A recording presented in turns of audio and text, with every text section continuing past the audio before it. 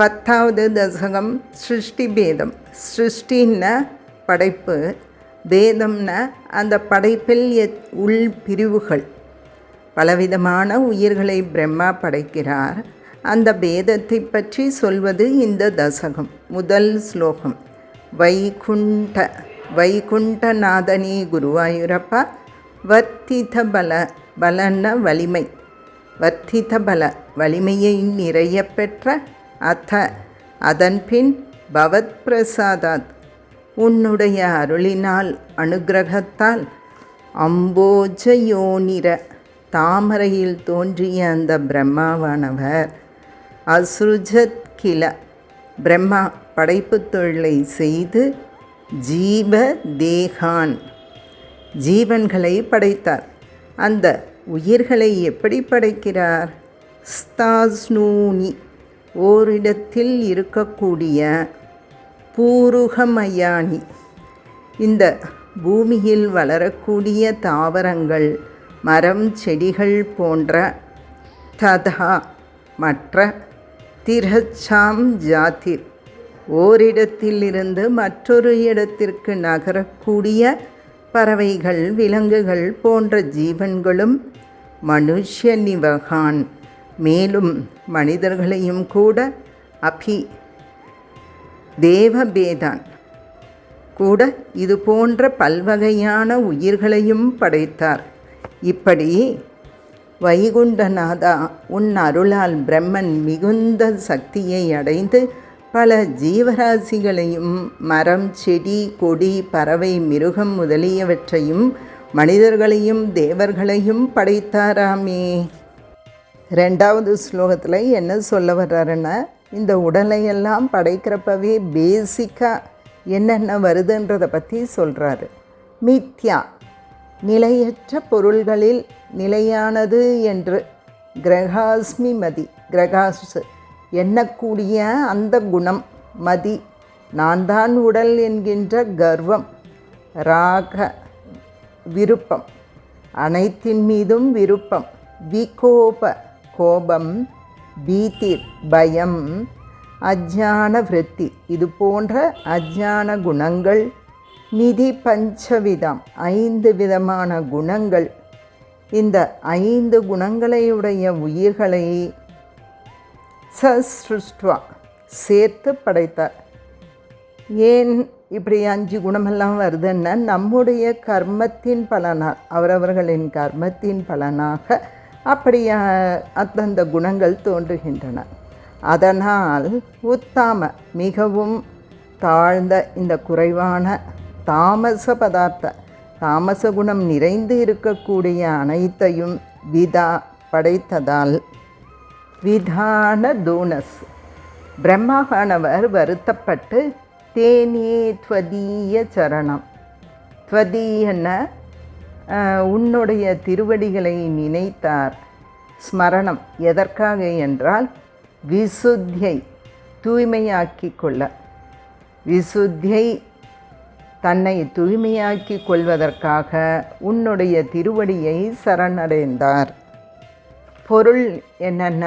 அறிவு மயக்கம், அகங்காரம், அமகாரம், ஆசை, கோபம், பயம் முதலிய 5 அஞ்ஞான காரியங்களை உண்டு பண்ணியதால் தமோகுணமான காரியங்களை படைத்ததாலும் துயரத்தை அடைந்தார். இதிலேருந்து நமக்கு என்ன தெரிய வருதுன்னா, அந்த தமோ குணங்களை, அந்த துயரத்தை, அந்த தோஷத்தை எல்லாம் நீக்கணுன்னா குருவாயூரப்பா உன்னுடைய திருவடிகளை தியானம் செய்தாராமே என்று கூறுகிறார். 3வது ஸ்லோகம். தாவத் சசர்ஜ மனசா சனகம் சனந்தம் பூய சனாதன முனிஞ்ச சனத்குமாரம். அதாவது குருவாயூரப்பரை தியானித்ததின் விளைவாக அதற்கு பிறகு என்ன நடந்ததுன்னா, தாவத்து தன்னுடைய மனதிலிருந்து படைத்தார். யாரையெல்லாம்? சனகர், சனந்தர், சனாதனர், சனத்குமாரர் ஆகிய 4 முனிவர்களை படைத்தார். தே சிருஷ்டி கர்மன் இது, தே அவர்களை, சிருஷ்டி கர்மன் இது சிருஷ்டி தொழிலை செய்யும்படி தேன நியுஜமானாஸ் நியமித்தார், அவர்களை எல்லாம் நியமித்தார். த்வத்பாத பக்தி ரசிகா, ஆனால் உன்னுடைய பாதத்தில் பக்தி செலுத்துவதையே விரும்பக்கூடிய அவர்கள் நால்வரும் என்ன பண்ணாங்க? ஜக்ருஹுர் சொன்னதை மறுத்துட்டாங்க. ந வாணி, அந்த பிரம்மாவின் வார்த்தைகளை அவர்கள் கேட்கவில்லை.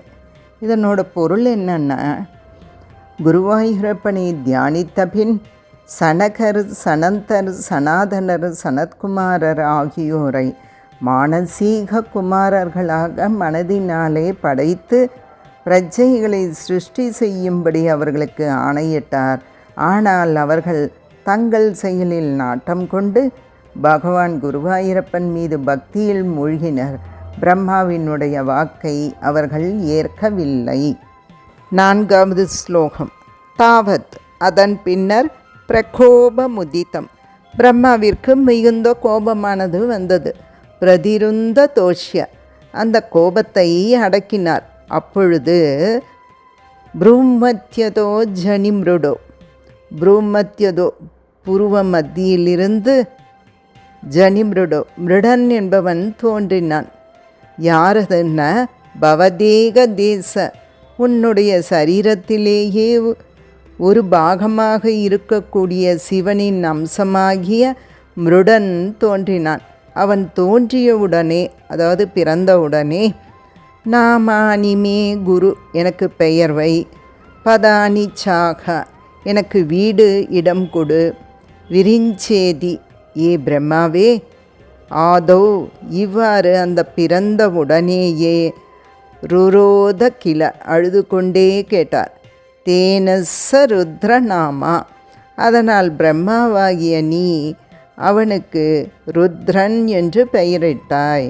இதன் பொருள் என்னென்ன, பிரம்மாவின் மகன்களாகிய சனத்குமாரர்களை சிருஷ்டி செய்ய ஈடுபடும்படி சொல்ல அவர்கள் அதில் விருப்பமில்லாமல் தவம் செய்ய சென்று விட்டார்கள். அதனால் பிரம்மாவிற்கு கோபம் வந்தது. அதை அடக்கி கொண்டதால் புருவ மத்தியில் அது தங்கி அதிலிருந்து மிருடன் என்று பெயர் பெற்ற சிவனானவர் தோன்றினார். உடனே பிறந்த உடனே என்ன கேட்குறாருன்னா, பிரம்மாவிடம் எனக்கு பெயர் வேணும், எனக்கு இருக்கிறதுக்கு இடம் வேணும்னு கேட்டு அழுததுனால அவருக்கு ருத்ரன் என பெயர் வந்தது அப்படின்னு சொல்கிறாரு. ஸ்லோகம் 5. ஏகாத சாக்மயதயாச்ச விபின்ன ரூபம். ஏகாதன 11 ஏகாதச ருத்ரர்களுக்கு தயாச்ச விபின்ன ரூபம், பல்வேறு பெயர்களையும் பல்வேறு உருவங்களையும் ருத்ரம் விதாய, அந்த ருத்ரர்களுக்கு கொடுத்து, தயிதாக வனிதாச்ச தத்வா, அதே போல அவர்களுக்கு 11 மனைவிகளையும் கொடுத்து, தாவந்தியதத்தச்ச பதானி, அதே போல் அவர்களுக்கு இருப்பதற்கு இருப்பிடத்தையும், பவத் பிரணுன்னக, உன்னுடைய தூண்டுதலினால், பிராக, பிரம்மா சொன்னார். என்ன சொன்னார்னா, பிராக பிரஜா விரச்சனாயச்ச சாதரம் தம், நீ படைப்பு தொழிலை செய் என ஆசையுடன் அந்த ருத்ரனிடம் கூறினார். பொருள் என்னன்னா, 11 வெவ்வேறு வடிவங்களையும் 11 பெயர்களையும் 11 அன்பு மனைவிகளையும் 11 இருப்பிடங்களையும் குருவாயூரப்பா உன் ஆணைப்படி பிரம்மா அந்த ருத்ரனிடம் பிரஜைகளை உருவாக்கும்படி ஆசையோடு கூறினார். 6வது ஸ்லோகம். ருத்ராபி சிருஷ்ட, அந்த ருத்ரனால் உருவாக்கப்பட்ட பயதாக்கிருதி, மிகவும் பயங்கரமான உருவத்தையுடைய ருத்ர சங்க, ருத்ரகணங்கள் சம்பூரியமான, எல்லா இடமும் நிறைந்து, எங்கெல்லாம் புவனத்ரய உலகிலும் நிறைந்து இருந்தது. பீதி சேதா, இதனால் பிரம்மா பயமடைந்து ருத்ரனை அழைத்து, மாமா, மான நோ நோ நோ, வேண்டாம் வேண்டாம், பிரஜா ஸ்ருஜ, நீ பிரஜைகளை படைக்க வேண்டாம் என நிறுத்தி வைத்து, தபச்சர, நீ போய் தவம் செய். எதற்காக? மங்களாயேதி, இந்த உலகத்திற்கு மங்களமானது உண்டாகட்டும். ஆசஷ்டதம், அந்த பிரம்மாவானவர் கமலபூர் பவதீரிதாத்மா, படைக்கும் தொழிலில் விருப்பம் கொண்ட தாமரையில் தோன்றிய பிரம்மாவானவர் உன்னால் தூண்டப்பட்ட மனமுடைய அந்த பிரம்மா சிவபெருமானை தவம் செய், தவத்தில் ஈடுபடு என கூறினார். இதனோட பொருள் என்னன்னா, ருத்ரன் உருவாக்கிய அந்த பயம் தரும் ருத்ரகணங்கள் மூலகமும் நிரம்பியதாலே அஞ்சிய பிரம்மா, இல்லை, நீ படைத்தது போதும், உலக நன்மைக்காக நீ தவம் செய் என கூறிவிட்டார். ஸ்லோகம் 7.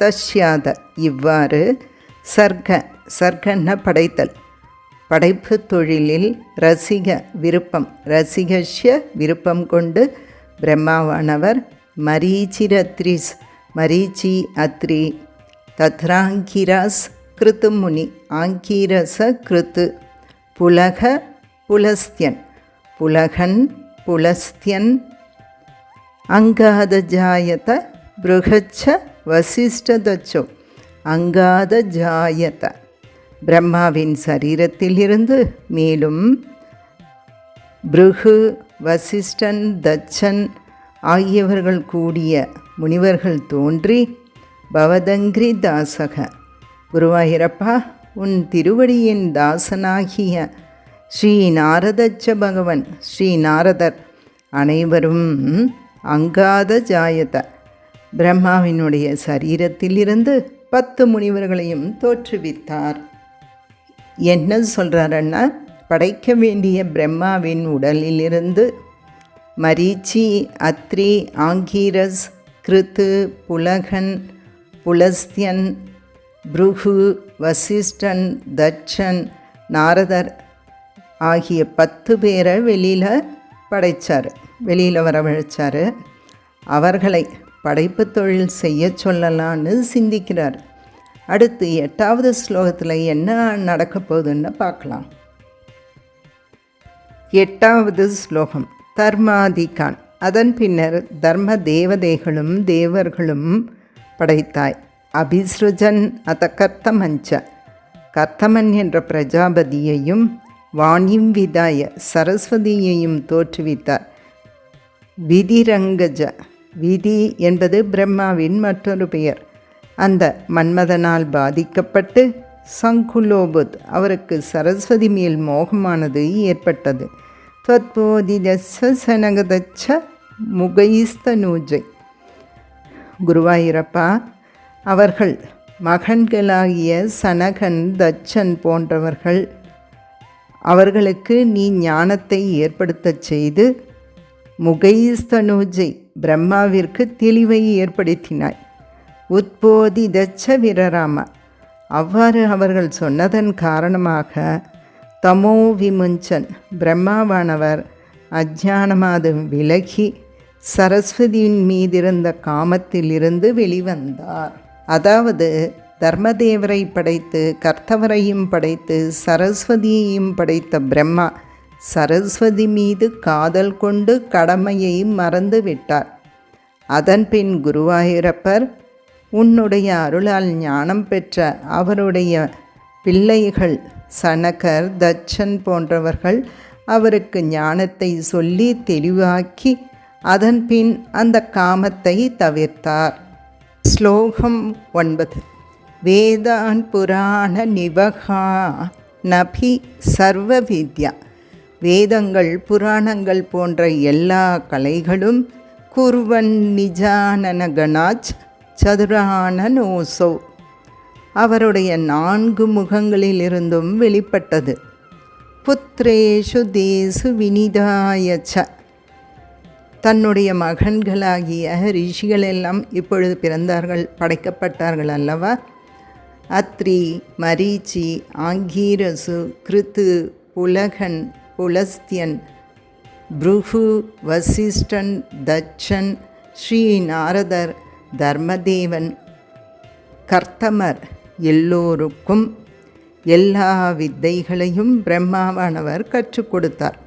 இனி நீங்கள் எல்லோரும் சர்க்க விருத்தி, உலகை விருத்தி செய்ய, பிரஜைகளை உற்பத்தி செய்ய அனுப்பினார். ஆனால் வேதங்கள் கற்ற அவர்கள் என்ன பண்ணாங்கன்னா, அப்ராப்னு, அப்பொழுதும் பிரஜை உற்பத்தி வளரவில்லை.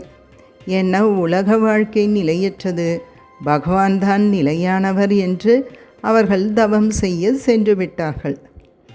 இனிமேல் படைப்பு தொழிலை தொடர முடியாது என்ற நிலை தோன்றியதன் காரணமாக குருவாயூரப்பா தவபதாம்புஜாம் ஆஸ்ரிதோபுத், எப்படி படைப்பது என தெரியவில்லை, நீதான் வழிகாட்ட வேண்டும் என தவபதாம்புஜாம், உன்னுடைய திருவடிகளை மீண்டும் சரணடைந்தார் பிரம்மா.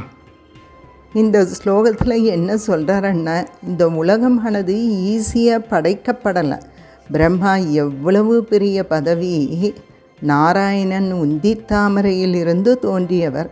அவரே உலகை படைக்க முற்படும் பொழுது அவரே எத்தனை தடைகளை மேற்கொண்டார். விடாமுயற்சியாக பகவானையே சரணடைந்தார், தஞ்சமடைந்தார். தோல்வி மீண்டும் வந்ததும் மீண்டும் அவரை சரணடைந்து என்ன என்பதை அடுத்த ஸ்லோகத்தில் பார்ப்போம். ஸ்லோகம் 10. ஜானன்னு பாயமத தேகம் அஜன்னு அழைக்கப்படுறது பிரம்மாவை. இதற்கு பின்னால் குருவாயூரப்பன் அருளாலே பிரம்மாவுக்கு ஒரு உபாயமானது தோன்றியது. எப்பொழுது பகவானின் பாதங்களை சரணடைந்த பின்னர் உபாயம் தோன்றியது. தேகம் அஜோ விபஜ்ஜ ஸ்ரீ பும்சபாவம், தன்னுடைய உடலை இரண்டாக பிரித்து ஸ்ரீபும்சபாவம், ஆண் பெண் பாவமாக, பாவம் அஜத் மனுத்வத் வதூப்யாம், மனு என்ற ஆணையும் அவருக்கு மனைவியாக சதரூபை என்ற பெண்ணையும் படைத்தார். நம்முடைய சாஸ்திரத்தின்படி இந்த கல்பத்தில் முதலில் தோன்றிய ஆண் பெண் என்பது நம்முடைய பெரியோர்கள் இவர்களை சொன்னார்கள். மற்றொரு கேள்வி கூட நமக்கு வரலாம், முதல்லையே ரிஷிகள் எல்லாம் வந்துட்டாங்களே, இப்போ தான் படித்தோம், அத்ரி மரிஷி இப்படி எத்தனை பேரை இதில் பார்த்தோம் சொல்லிட்டு, இப்போ ஸ்வயம்பு மனு சதரூபைதான் முதல் மனுஷங்கன்னு சொல்கிறாங்களே அப்படின்னு தோணலாம். ஸ்வயம்பு மனு சதரூபைதான் முதலில் பிறந்த மனிதர்கள். மற்றவங்க எல்லாருமே ரிஷிகள் லிஸ்ட்டில் போயிடுவாங்க. ரிஷிகள் என்பது உலகில் தனி செட்டு, மனிதர்கள் லிஸ்ட்டில் அவங்க சேர மாட்டாங்க. அதனால தான் திருக்கோயில்களில் பாருங்கள், இன்றைக்கும் பார்த்தா யாருடைய பிரதிஷ்டை அப்படின்றப்ப தேவர்கள் பிரதிஷ்டை செய்தால் தெய்வ பிரதிஷ்டைன்னு சொல்லுவாங்க, ரிஷிகள் பிரதிஷ்டை செய்தால் ஆர்ஷ்ய பிரதிஷ்டைன்னு சொல்லுவாங்க, மனிதர்கள் பிரதிஷ்டை செய்தால் மானுஷ பிரதிஷ்டைன்னு சொல்லுவாங்க. தேவர்கள் தனி, ரிஷிகள் எல்லாம் தனி, நம்மை விட அவர்கள் உயர்ந்தவர்கள். அந்த ரிஷிகளோடு மனிதர்களை ஒப்பிட்டு பார்க்கக்கூடாது. ஸ்வயம்பு மனு சதரூபை முதல் ஆண் பெண்களாவார்கள். அப்புறம் இன்னொரு கேள்வி கூட வரலாம், சரி அவங்க 2 பேரும் முதல்ல எல்லாருமே அக்கா தம்பி தானே, திருமணம் எப்படி அப்படின்னு தோணலாம். பகவான் யோசிக்காமலா செய்வா? இவர்களுக்கு பிறந்த பெண்களை, அந்த ஸ்வயம்பு மனு சதரூபைக்கு பிறந்த பெண்களையே அந்த பெண் குழந்தை அவங்களுக்கு பிறக்கிறாங்கல்ல, முதல்லவே பிரஜாபதின்னு ரிஷி, கர்த்தமர்னு ரிஷியை படைச்சாங்க இல்லையா, அந்த கர்த்தம ரிஷிக்கு கல்யாணம் பண்ணி கொடுக்குறாங்க. அதன் பின் அவர்களுக்கு பிரஜைகளாக சந்ததியானது வந்து விடுது. அப்போ அதை பார்த்தா ஒரு மாமா பையன் அத்தை பையன்னு வேறுபாடு வந்துடுச்சு. இப்படியே 7 தலைமுறை ஆகிவிட்டால் அந்த கோத்திரமானது பிரிந்து போய்விடுகிறது. அதனால் அங்கேயும் பிரச்சனை வராதபடி பிரம்மா இத்தனையும் பண்ணியிருக்கார்.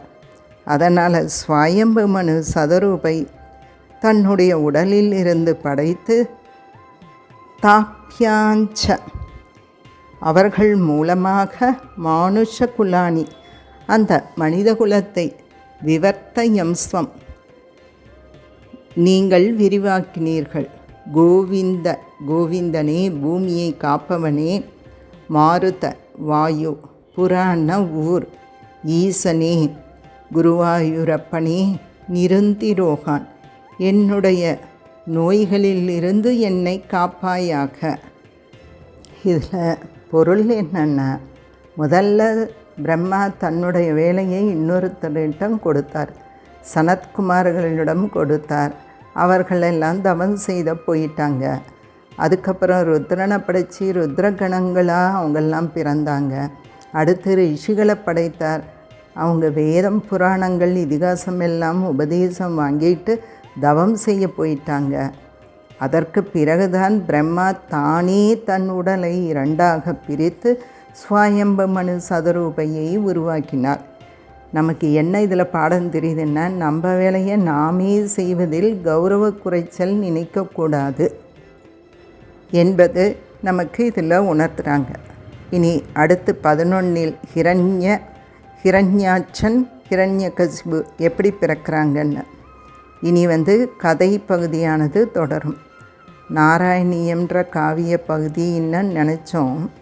இது பாட்டி என்னமோ படைப்பு பிரளயம் வேதாந்தமாக சொல்லுகிறாங்களேன்னு நினைப்பீங்க. இல்லை, முதல் 10 பட்டத்திரி அப்படி அமைத்தார். பாகவதத்தை தழுவி வருவதாலே அந்த புராண கருத்து எதுவும் விட்டு போகாமல் ஒரு புராணத்திற்கு சில லட்சணங்கள் இருக்குது. உலகை படைப்பது எப்படி, பிரளயம் எப்படி அப்படின்றதையெல்லாம் சொல்லி மன்வந்திர கணக்குன்னா என்ன இதையெல்லாம் சொல்வது தான் ஒரு புராணத்தின் லட்சணம். பாகவத புராணத்தை தழுவி சொல்லி இருக்கிறாங்க. இது இனிமே கதை பகுதி தான். 90 வரை கதை பகுதியை நாம் அனுபவிப்போம். சர்வம் கிருஷ்ணார்ப்பணமஸ்து.